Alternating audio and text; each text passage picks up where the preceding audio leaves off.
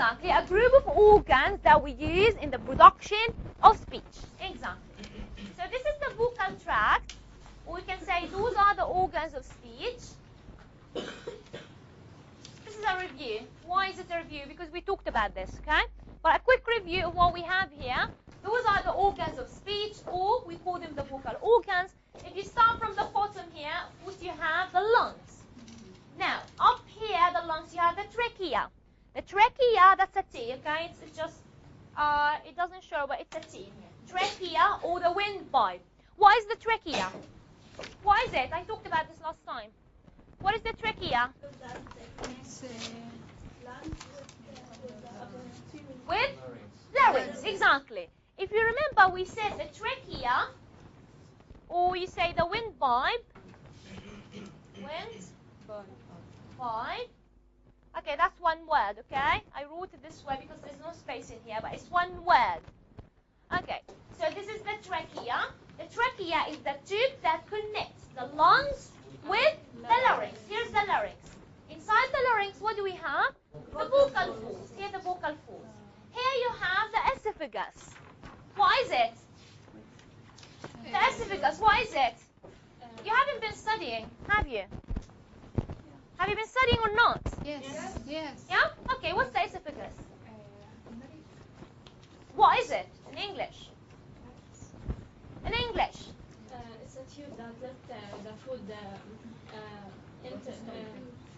Exactly, you can say it's a tube that connects the oral cavity with the stomach.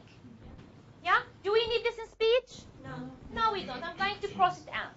Why? Because I don't need the esophagus in speech. We only use it when we eat. So it connects the oral cavity, this is the oral cavity, and we said the oral cavity is the mouth area, exactly. Ora is actually the adjective of the word mouth, so you say it's the mouth area. So the esophagus connects the stomach here with the oral cavity, and we don't need that in speech. Here's the larynx, this is the larynx, and inside the larynx we said we have the vocal folds. If we go up a little bit, we have the epiglottis. What is the epiglottis? What is the function of the epiglottis? What is the function of the epiglottis? Yes, Ahmed? It prevents the food from going in the lungs. Exactly. Look at what this does. Actually covers the larynx. So when you eat, let's say food is coming through the esophagus, what the epiglottis does, it closes the larynx area. It covers the opening of the trachea, or the opening of the windpipe, to prevent the food from coming through the larynx. Sometimes we said when you eat, sometimes you cannot breathe. Why? Because some food actually entered your larynx. It entered your trachea, your windpipe. So this is the function of the epiglottis. It covers your windpipe, your trachea, so the food won't come here. It will go through the esophagus. Do we use this in speech? We don't. We don't need that in speech, but we have to understand all the organs here, okay? Let's go up a little bit. We have the pharynx. What is the pharynx? So we said this is the trachea, and we said you can call it the windpipe because it connects the lungs with the oral cavity, or we can say with the larynx, and with the oral cavity up here, and the nasal cavity up here as well, okay? Now, after the trachea, we said we have the esophagus, and we said we don't use that in speech. It is a tube that connects the oral cavity with the stomach. That's it. We don't use it in speech. If you go up a little bit, you have the larynx, and we said the larynx is the voice box. And what we have inside the larynx, the vocal folds. Good. Up here, you have the epiglottis. We said the epiglottis is not used in speech. We only use it to cover the opening of the windpipe so the food won't enter your larynx. Because if the food enter your larynx, you cannot breathe, right? If the food enter your larynx, you cannot breathe, exactly, or the windpipe. Go up a little bit, we have the pharynx, and that was the last question that I asked you before the quiz. What is the pharynx? Ahmed. It's a hollow area that connects the nasal cavity with the oral cavity. It is a tube that connects the trachea, or you can say the larynx. It is the tube that connects the larynx with the oral cavity and the nasal cavity. Yeah? Do we use this in English? Do we use the pharynx to produce any sounds in English? No. The pharynx is not used to produce any sounds in English. It could be used in Arabic, just like I told you last time. It sounds just like a and ha. A and ha in Arabic are produced by the pharynx. Or we call them pharyngeal sounds. Pharyngeal. Pharyngeal means they are produced from the pharynx. Okay? Okay. Now up the pharynx here, we said we have the uvula. Do we have any sounds in English that we use the uvula to produce? No, we don't. So the uvula is not used in English as well. I don't know where the pen is. I don't think it works. Yeah, okay, it works. Okay. Okay, just a minute. So pen. Okay. So we said we don't use this. This one is not used in English. This one, sorry, is not used to produce any sounds in English. Also, you have the epiglottis. We didn't use it in speech. Pharynx is not used in English. It is used in other languages, just like Arabic. Just like I said, we do have pharyngeal sounds in Arabic. Pharyngeal. Pharyngeal is the adjective. Pharyngeal. Okay, you continue that. Pharyngeal. Because there's no space. That's an E-A-L. Pharyngeal sounds just like a and ha in Arabic. If you go up a little bit, you have the uvula. We don't have any uvular sounds in English. No uvular sounds, so we don't use the uvula in English. We use it in other languages, but we don't use it in English. Uvula is not an important part in the production of speech in English. Go up a little bit, we have the soft palate, and we said we can call it the velum. Velum, velum. And we call the sounds that we use the back of the tongue to touch the velum, velus. Okay? Up a little bit, you have here the hard palate. So you have the soft palate, you can feel it with your tongue. Try to touch the soft palate with the back of your tongue. You can feel it. It's a really soft part. Go here. You have the hard palate, which is a very hard part. Yeah, it is made of bones, a very bony structure. Then you go here. You have the alveolar ridge. The alveolar ridge is the area that is right after your upper teeth, and it has ridges. Ridges, we said something like this. This is a ridge. You can feel it with the tip of your tongue. Yeah? Can you feel your alveolar ridge? Yeah? Okay. Then you have the teeth, the upper teeth, the lower teeth. You have the upper lip and the lower lip. Then you have the tongue. And I think last time we talked about the parts of the tongue. You have the tip, you have the blade, you have the front, and you have the back. And here you have the root. Okay, you have this in your textbook. If you look at your textbook again, let's look at the diagram here. Let's look at the diagram. Do you have your textbooks? Look at the diagram. It's the same thing. Same thing. Okay? Also, here you have the nasal cavity. We said the nasal cavity is the nose area. Okay? Nasal, adjective of nose. Oral, adjective of mouth. Oral cavity means mouth area. Nasal cavity, nose area. Pharyngeal cavity. Pharyngeal cavity. Do you see it? Pharyngeal cavity, it means the pharynx area. Do you have any questions about this? We said we have to learn how to label the organs of speech. Please study this very, very well. Okay? Also, you have here the parts of the tongue. So you have number 1 is the tip. Number 2 is the blade. 3, front. We said the front. It doesn't look like a front. It feels like it's in the middle. But it's the front. Phoneticians decided to call this the front. Number 4 is the back. And number 5, you can add here the root. The root of the tongue.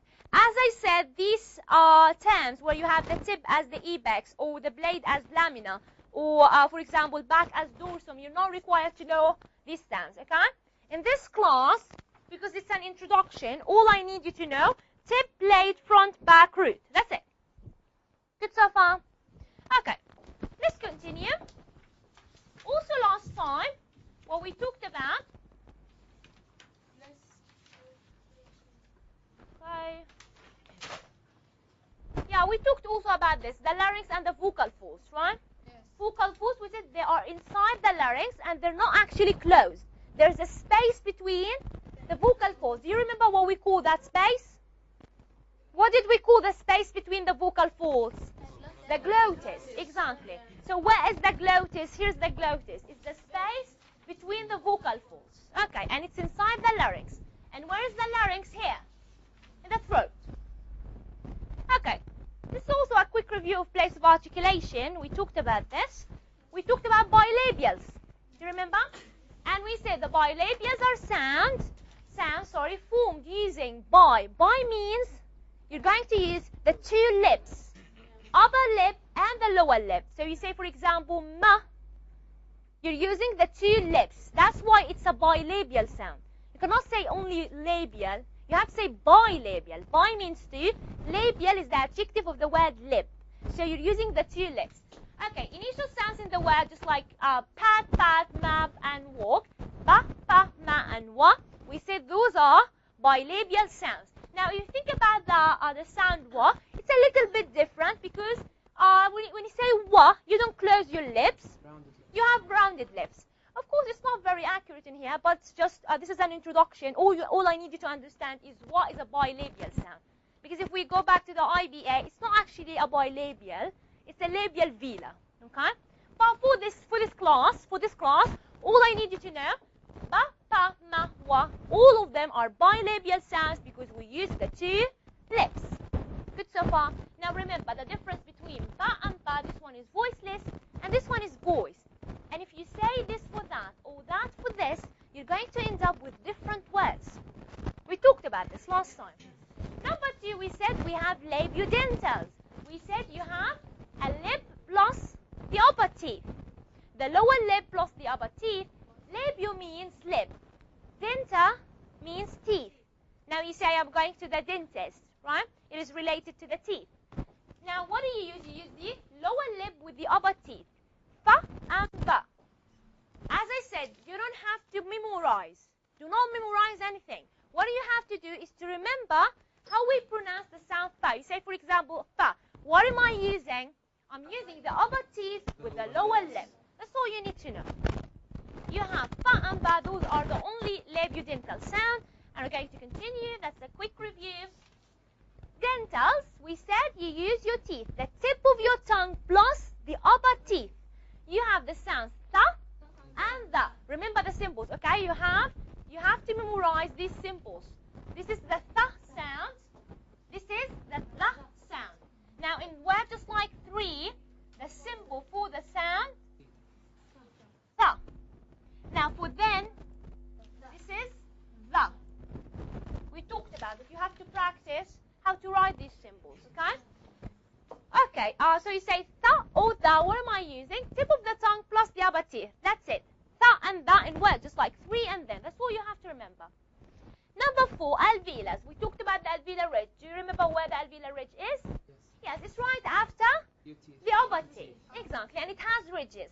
Those are the sounds in English that we use the tip or the blade of the tongue, okay? Tip or blade of the tongue to touch the alveolar ridge. So you have ta, da, sa, za, na, la, and ra. All of them are alveolar sounds. It means you're using the tip of the tongue or the blade of the tongue to touch the alveolar ridge. Is this difficult? Yeah, okay. Next. After the alveolus, what do we have? Before I continue, what do we have after the alveolus? According to the diagram, you have alveolar ridge, then what do you have? For the palate, the area between the alveolar ridge and the hard palate, we call this Exactly, alveopalatals. Now, alveopalatals, we said we use the blade of the tongue to touch the area between the alveolar ridge and the hard palate. That's why we call them alveopalatals. Okay? Alveopalatals, because you're talking about the middle. Okay? The area between the two. Okay. So you have the sounds are ship, ship, chip. You have sh sound, sh. This one is cha, and you have j sound just like gym, and then you have the j sound just like in a word, just like pleasure. So sh, cha, j, ja. Good?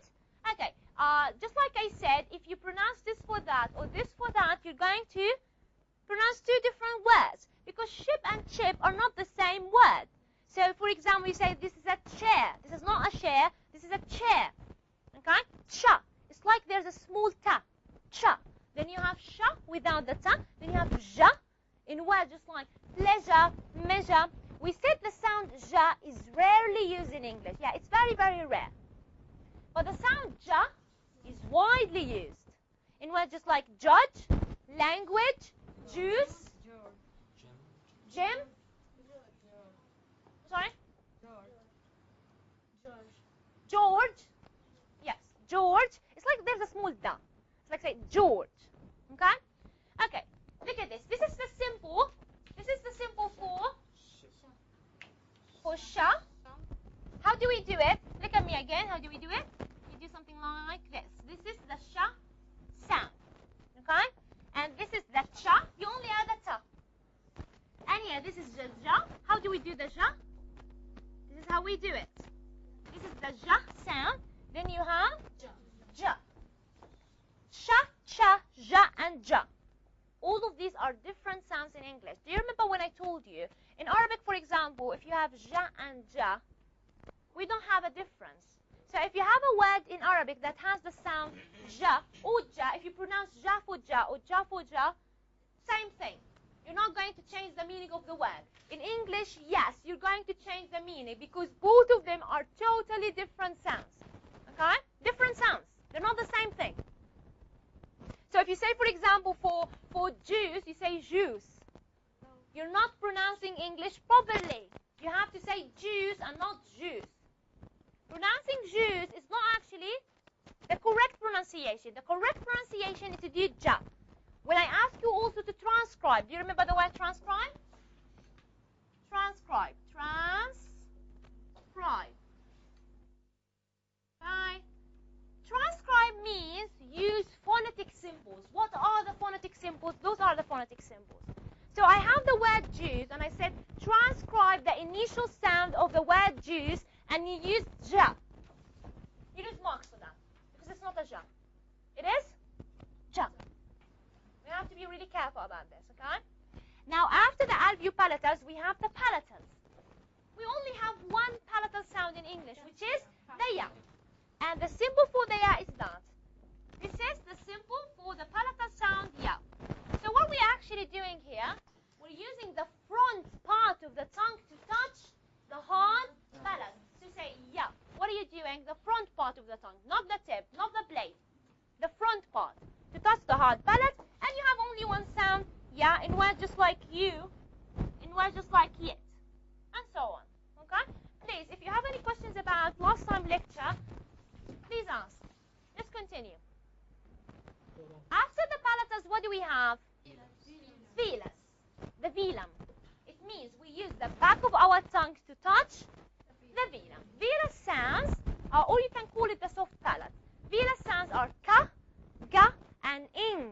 Do you remember? Yes. Those are the, look at the symbols. Look at the symbols. This is the ka, ga, and ing. Ing just like the word English. So it's not English. English, okay? Sing. Then you have king, and so on. So you don't pronounce it as king. You say king, sing, English, not English. You're not studying English. You're studying English. Yes. Does it include the letter C? What do you mean the letter C? As come. Yes, exactly. So if you have, for example, yes, good question. So what she asked me about, for example, if you have cat, how do you transcribe the initial sound? That's a ka. I don't care about the writing. We don't care about what letters we're using. So how do you pronounce it? You ask yourself, how do I pronounce this word cat? So I start with the sound ka. So I use the symbol for the sound ka. If you have, for example, city, you pronounce it ka or sa? Sa. So you transcribe it as sa. You see what I'm talking about? Okay. For English, just like I said, if you have, for example, English, if you have the letter N plus the letter G, this is how you transcribe it. Ing. This is how we do it. So this is English. Sing, king, walking. Also the ing form. So you cannot say I'm walking. You're not walking. You're walking. Walking. Running. Okay? Swimming. Not swimming. Swimming. There's no ga. Okay? No ga sound. This is the ing sound. How do we pronounce it? We use the nasal cavity. Okay? How do I know that I'm using the nasal cavity? you can actually have your finger right under your nose and say, ing. Do you feel air coming out of your nose?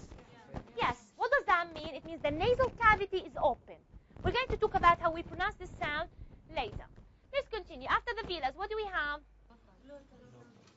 Glottis. We only have one glottis sound in English, which is the ha sound. So how do we produce the sound ha? So we actually have a very narrow opening in our vocal folds. So those are our vocal folds. We have a small opening, which we call the glottis, and the air comes through the small opening, a very narrow opening. And this sound is ha in words, just like house and, what do I have examples in here? Have or who, for example. If you have who, look at this. If you have who, how do you transcribe the first sound? How do you transcribe this? Ha. So we don't care. This is a ha. We don't care about the W letter. I don't care about the W letter because I don't pronounce it. So how do I transcribe it? I say who. So I start with the sound ha. Good so far? Do you have any questions about this? Not the voice up. It's glottal. Yeah? Okay. He's talking about the glottal stop. We're going to talk about this when we finish the manner of articulation. There's a sound, there's a sound that we call a glottal stop. Glottal stop. Okay, you're not going to understand what stop is because we have to understand the manner of articulation first to understand stop. But as Amr asked, he says, okay, we do have another sound that is glottal, which is the sound ah. This is the symbol for the sound ah. Okay, we have this in Arabic a lot, the ah sound, yeah? In English, we don't have it actually. We don't have it in American English. We don't have it in received pronunciation or standard British English, but we have it in some accents in English, some accents. Just like, for example, Cockney English.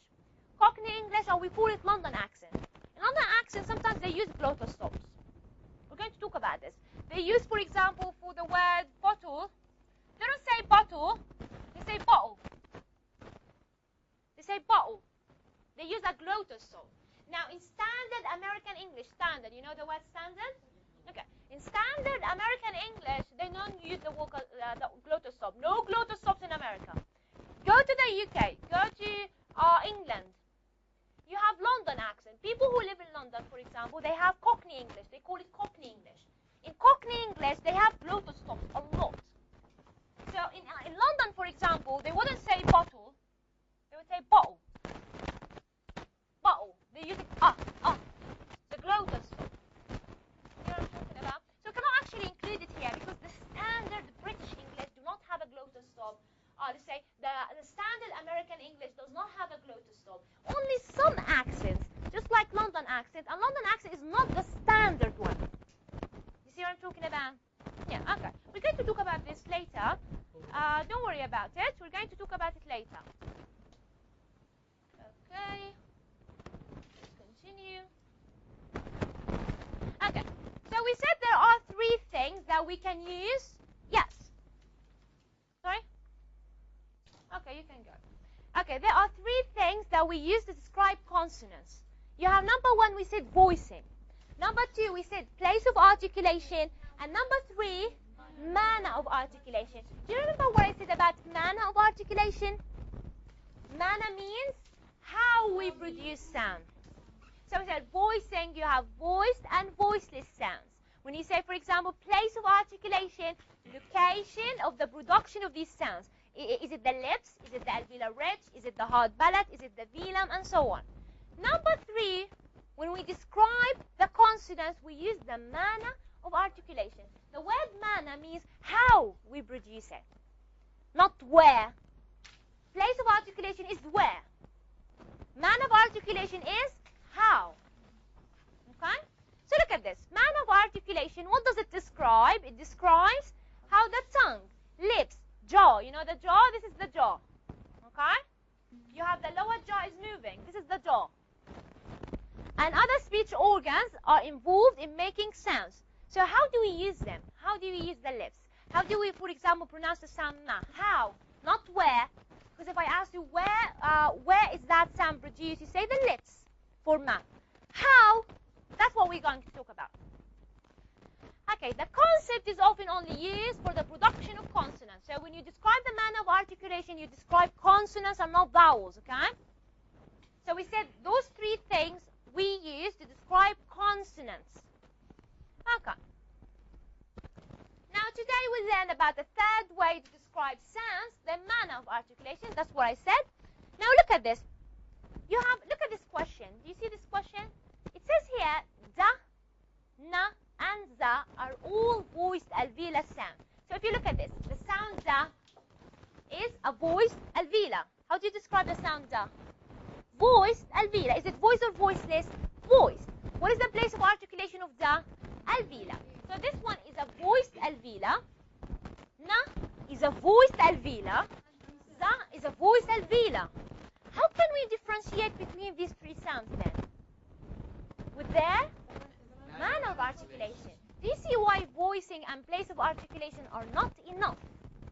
Because if you said, for example, na is a voiced alveolar, za is a voiced alveolar, da is a voiced alveolar.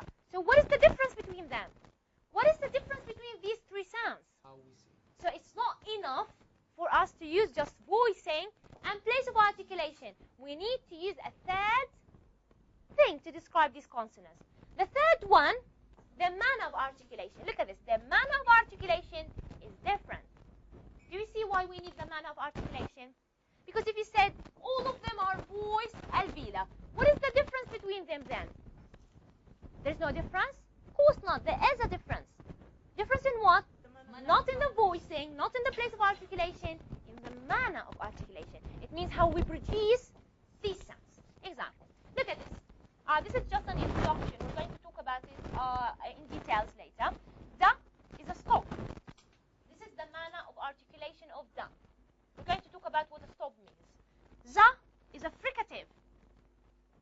Okay, we're going to know what complete closure means, what incomplete closure means, okay? And na is a nasal. So how do I describe this sound? It is a voiced alveolar stop. The za is a voiced alveolar fricative. The na is a voiced alveolar nasal. Now they're different from each other. Yeah? Don't worry about this. We're going to talk about it. We're going to talk about each one of them in details. Let's start. Let's continue.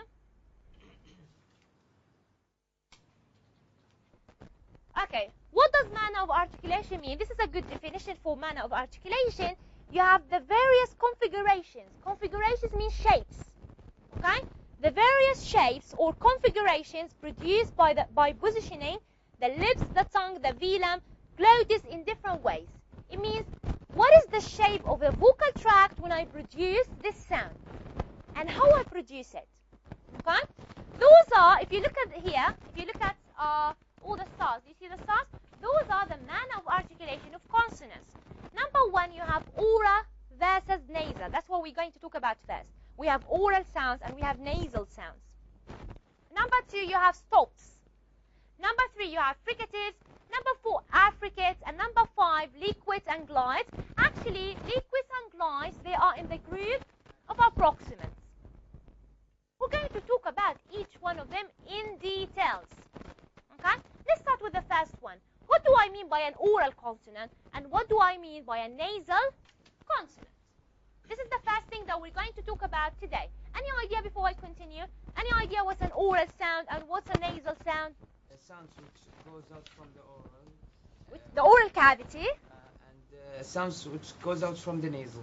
Exactly. What Dr. is saying, we do have some consonants in English that we only use the oral cavity. It means the nasal cavity. Do you remember the nasal cavity? Nasal cavity is closed. Closed. We close the nasal cavity and we produce it through the oral cavity. Some sounds in English, the nasal cavity is open. It's not closed. So the air would come through the nose also. Okay?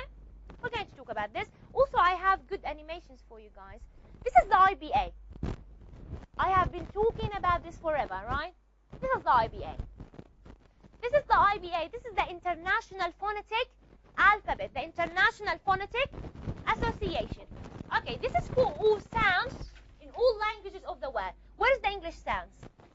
Those are English sounds. English sounds. English. What English sounds. This is an English sound. What else we have English sounds? You have actually, let's talk about the raw later, because the raw is actually controversial. This is an English sound, and so on. So if you have a lot of these sounds, those are not all sounds of English. They're actually sounds of languages in the world, all the languages in the world. Okay? What I have this is a little bit advanced for you, but what I needed you to see what the IBA is. I've been talking about the IBA, and you have to see it. IBA means International Phonetic Alphabet. IBA. I stands for international, P stands for phonetic, A stands for phonetic, not phonetics. Okay, you're using it as an adjective. Phonetic and A, alphabet. And some phoneticians say association. It means you have to follow the symbols of the IBA. Look at SHA. Can you find the SHA? You see the SHA? And the SHA? Now in your textbook, you're going to find the SHA as this. Don't use it. If you use this, you lose marks in my exam. Don't use this symbol. For JA, for example, you find this in your textbook. Did you see it? This is the JA sound. We're not going to use that. Don't use it. You only use the symbols that I give you, okay? And where are these symbols from? They are from the IBA. Okay? Nobody uses these symbols anymore. Nobody. Okay? Follow the IBA. So this is the IBA. Okay? Let's continue. I'm not going to talk more about the IBA. It's a little bit advanced for you. Okay, we said we're going to talk about the differences between nasal and oral sounds. Oral versus nasal.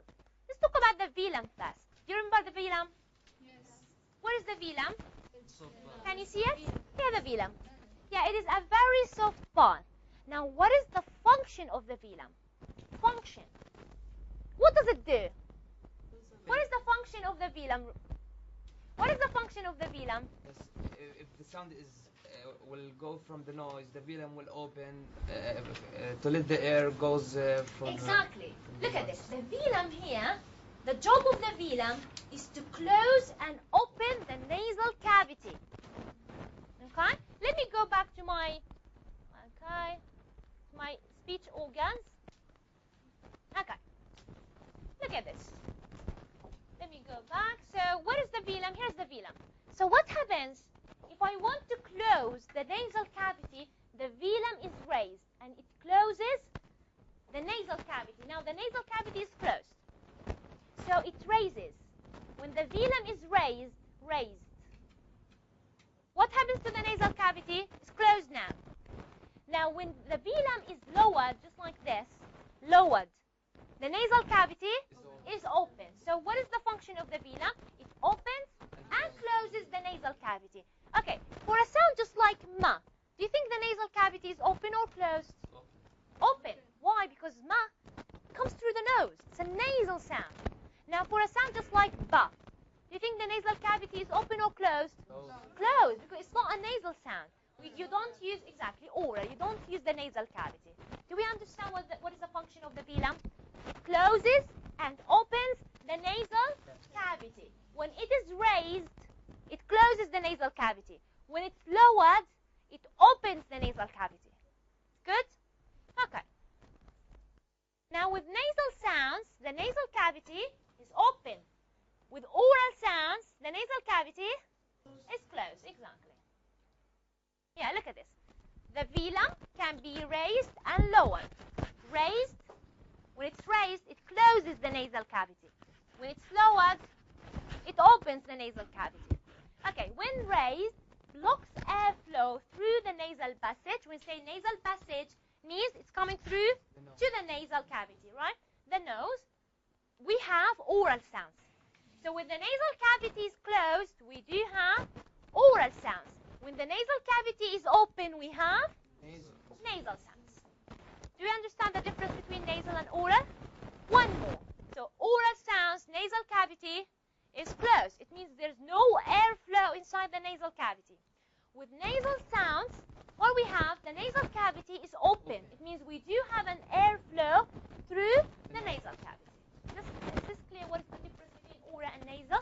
I have a really good animation. Let me show you. A really good website that shows you, yes, this is what the website. I'm going to show you what happens when we pronounce. What happens when we pronounce a nasal sound, and what happens when we pronounce an oral sound.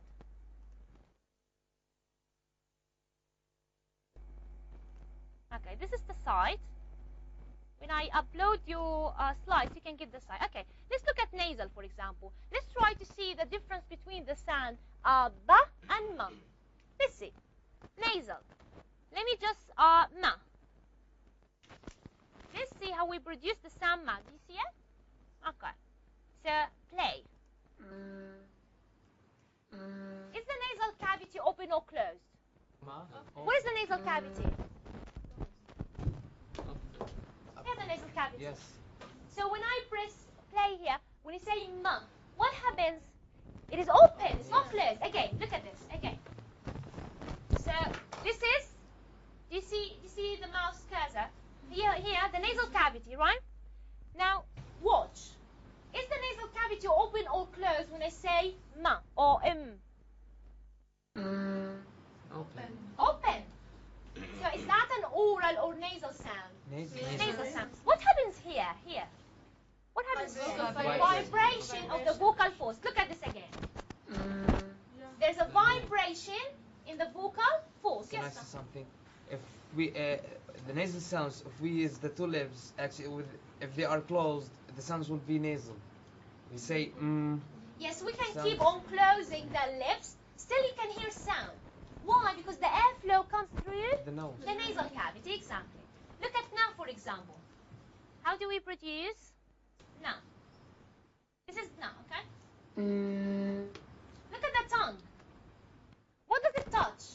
The Upper lip, the upper teeth. The alveolar ridge. Look at this again. Look at this again. So you have the tip of your tongue touching the alveolar ridge, and look at the nasal cavity. Is it open or closed?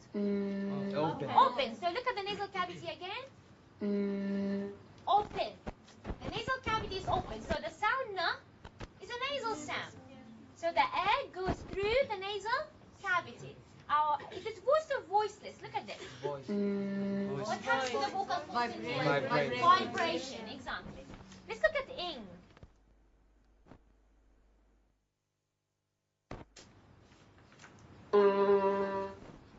What is the tongue touching? The hard palate. The soft velar. Velar, which is the soft palate. So look at the back of the tongue. Again, look at the back of the tongue. It's a velar sound, right? You remember? So the back of the tongue, this is the back of the tongue. Do you see it?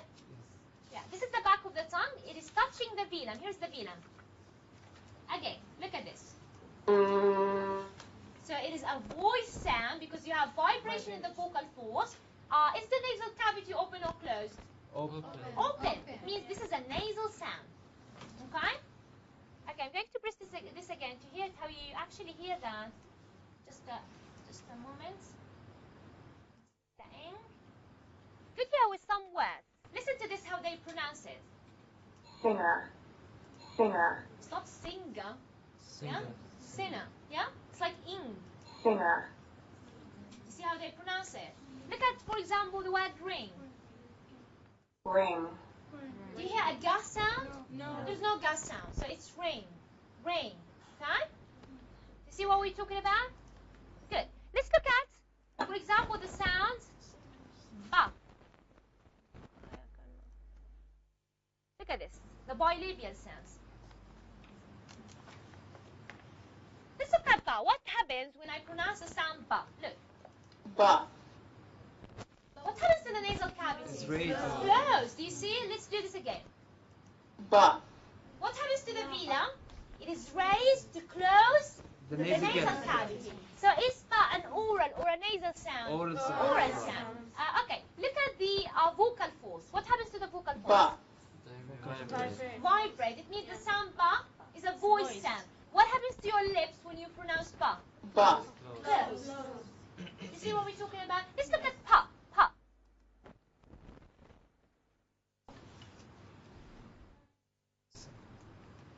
Let's look at pa. And notice or look at the vocal folds. What happens? pa, Is the vocal folds sounds? No Vibrating. no. No vibration. What happens to the nasal cavity? It's closed. Pa. Look at this. Pa. Good? Okay, I want to show you also with the sa and za. How do we pronounce sa and za? Because some of you thought that we actually using the teeth to pronounce sa. But we don't use the teeth. We use the blade of the tongue to touch the alveolar ridge. Do you remember that the sound sa is alveolar? Yes. Yes, okay, look at this. The sound sa. Okay. How do we pronounce the sound sa? Too close from So actually, if you look, it doesn't actually touch the alveolar ridge. It leaves like a small passage. We're going to talk about this. We're going to see why do we leave a small passage. But it's an alveolar sound. It means the tongue is very close to the alveolar ridge. Now look at the vocal folds. Not vibrating. Why? Because this is a voicing sound. Look at the nasal cavity. Closed. So this is an oral or nasal sound. Oral sound. Oral. The only sound you want to see, the sound ha. Yes, the sound ha. Look at the sound ha, how we produce it. Ha. Ha. Isn't it close? It doesn't show here. Why? Because you leave like a small passage between the vocal folds. And what other sounds we can show you? The tha and the da, for example. Look at the tha. It's a voiceless sound. The tha, because there's no vibration in the vocal folds, and the tip of the tongue is touching the upper teeth. Look at this. Yeah? It's an oral sound as well. Why is it an oral sound? Because the nasal cavity, look at this, closed. Good so far? Do we understand the difference between nasal and oral? Okay. Anything you would like to see? Okay, that's enough, because this is the place actually. You can choose. This is a very, very good website. This is the place, and you choose, for example, bilabial. And you say, for example, ba. And how do you pronounce it also you have here? And you can just press here. Ba. Really good to learn phonetics. Okay. As I said, when I upload your slides, you can get the website, or you can write it here. Let's go back to our. What is it?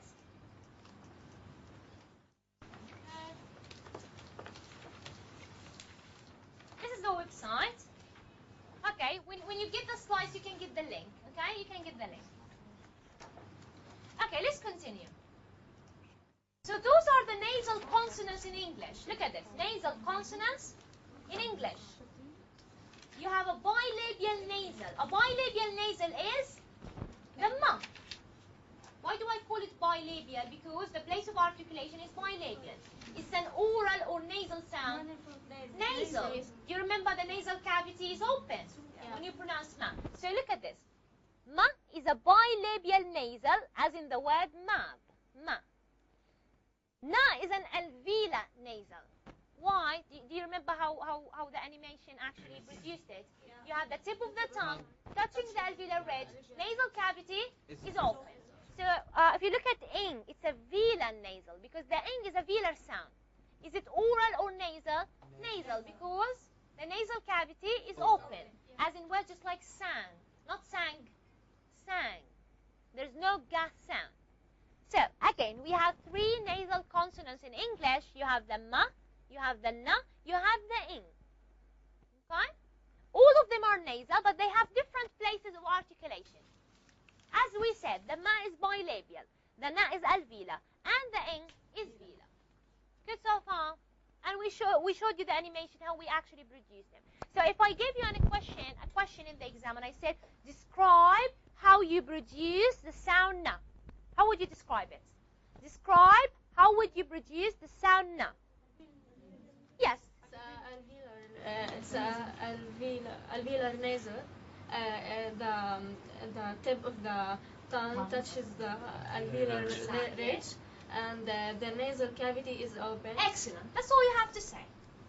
That's all you have to say. If you have a question just like that, for example, how would you describe how we produce the sound ma? Sound ma. Ma? Yes. Bilabial nasal, the upper lip touch the lower lip, and the nasal cavity is also Is open. That's all you have to say. And the last one, how would you describe the velar nasal, the ing sound? Ing sound. How do we produce it?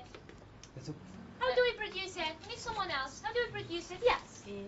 Touch the tongue and The back of the tongue touch is touching the The velum. the velum, and the nasal cavity is open. Yeah. Let me show you. Let me show you again what happens with ing. I feel like you're not actually still have problems with that. Okay, ing. Where is it? So you go to mana. Look at this. What you have to do? You go to mana. You go to nasal. Then you go to ing. Look at this again. How we produce. Are you using the tip of the tongue? No. No, the back. The back. You see the back is touching the the velum. Velum.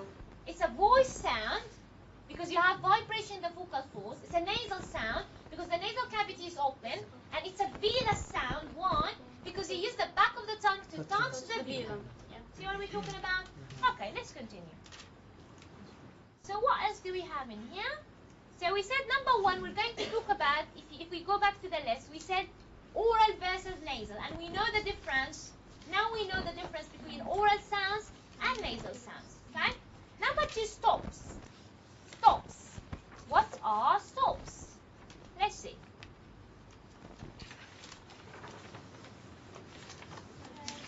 Stops. Okay. When we produce stops, the airflow is stopped completely. Completely. And I'm going to underline the word completely, and you're going to see why. Okay. Okay, look at this. What is it? Consonants made with a complete closure either in the oral cavity or in the glottis. Glottis just like the glottal stop.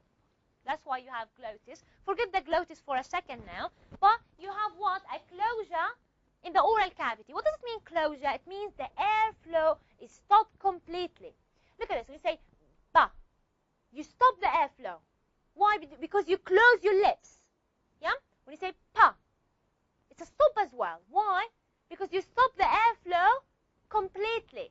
For example, ta. Also, you stop the airflow completely, but not with the lips. With the tip of the tongue touching the alveolar ridge. We're going to use the website, don't worry. Then you have also ka. You stop the airflow completely as well. By using what? The back of the tongue touching the alveolar ridge. Let me go back to this. This is very useful, actually. Very, very useful. Okay, go to place, mana, and write stop. Stop. And let's start with ba, for example. Okay, those are the voiceless stops. You see pa, ta, ka. Voiceless. All of them are voiceless. And those are the voice stops. Now, why do we call them stops? Because the airflow is stopped completely. You have a complete closure in the oral cavity. Look at this. When you say pa, what is the closure? You know what closure is? The area Where you stop the air. Closure. Look at this. pa, Where is the closure? the lips. The lips. You close the lips. You stop the air completely. Then you release the lips. So you have the airflow coming out of your lips in, let's say in a small explosion of air. Say pa, pa. Okay? Again, how do we produce the stop pa? The airflow is stopped completely using the lips. Okay? Then the lips are released. So the airflow will be released suddenly out of the lips. Look at this again. Let me explain this. Look at the chart, please. So what happens is that you have the lips, they are closed. So they stop the air completely. Then what happens? We open our lips. So the airflow comes through the lips. We have to understand why do we call them stops. We call them stops again because you stop the air. Now with the sound pa, for example, what do I use to stop the air? The lips. I close the lips. Of course, this is for parts of seconds. It's not going to happen for hours, okay? Yeah? So it's actually, so you say pa, really, really parts of seconds. So you close the lips, you stop the air completely, you open your lips, the air flows outside your lips. We have another one where we stop the air completely using the lips as well, the ba. So what happens when I pronounce the ba? ba, The lips are closed. They stop the air completely. Yeah? Then what happens? I open my lips so the air flows outside. So you hear the sound ba. So if we try to describe how we produce the sound pa, we produce the sound pa by stopping the air completely using the lips. The sound pa also is what? Is a stop. Why? Because I stop the air completely using the lips. What about the sound ta and da? Ta. Let's look at ta. Ta is also a stop. And it's going to stop the air completely by using what? Look at this. Ta. Using the tip of the tongue touching The the alveolar ridge. Not the upper teeth, the alveolar ridge. The sound ta is an alveolar. Okay? Look at this again. If I could freeze this. Oh, step by step. That's amazing. Okay, let me just... Okay. Okay, look at this what it says here. The front and sides of the tongue contact the alveolar ridge. Okay? Okay, I thought they have animation. They don't have animation. Okay. Animation is better. Look at this. Ta. So what happens? The tip of the tongue touching the alveolar ridge, it stops the air completely for seconds. Less than seconds even. Then the airflow is released outside the mouth. Good. With the sound da. Where is the closure? The closure with the sound da. Closure. Let me write to you the sound. Okay, when I go back to here, I'm going to write you closure. C-L-O-S-U-R-E-E. If you want to write that, one E at the end. So da. Look at this. Where is the closure? Where do I stop the air? Look at this. Da. Where do I stop air? What does stop the air? The The alveolar ridge. Sorry, the tip of the tongue touching the alveolar ridge. So again, with ba and ba, the closure is in the lips. We stop the air completely using the lips. With ta and da, we stop the air completely using the tip of the tongue touching the alveolar ridge. What about ka and ga? What do you think? How do I stop the air? There are stops. How do I stop the air? Back of the tongue touching the velum. Exactly. Look at this. Ka. So what happens when I pronounce the ka sound? Ka. I stop the air for seconds, for parts of seconds. Okay? No, you can see seconds. Ka. I stop the air completely coming out from here. You see, this is the larynx, windpipe. The air comes out up, reaching to the tongue, touching the velum. It stops the air for parts of seconds. So the closure then is released. And the air comes through the mouth, and you can hear the sound ka. That's why I call it stop. It stops the air completely for parts of seconds. Then the closure is released. Good? Look at ga, for example. Ga. Ga. The same. Ga. So what is the difference between them? So look at this.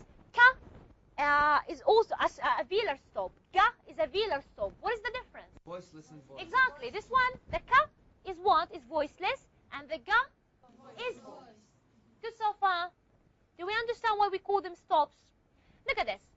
So you have English stops here. English stops bilabial, the ba and the pa. Alveolar, you have the ta and the da. The velar, the ka and the ga. Glottal, just like the glottal stop. We're going to talk about it later. Glottal. Now, it says you have a question here.